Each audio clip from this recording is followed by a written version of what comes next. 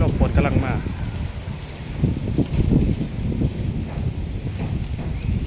เร็วๆเถอะถึงหอน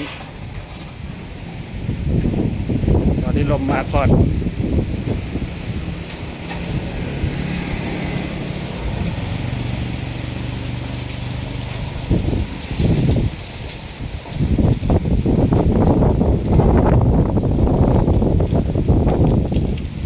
กำลังลิ้น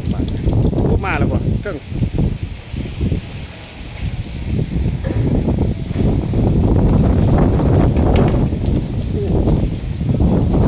อันตรายด้วยดิ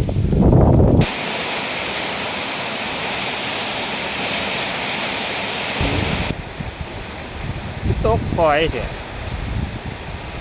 โอ้ยบ่เย็นฮ้อนย้อนอย่างวะ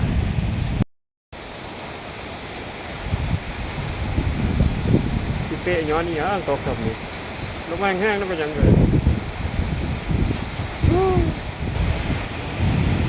ก่อนย่อๆ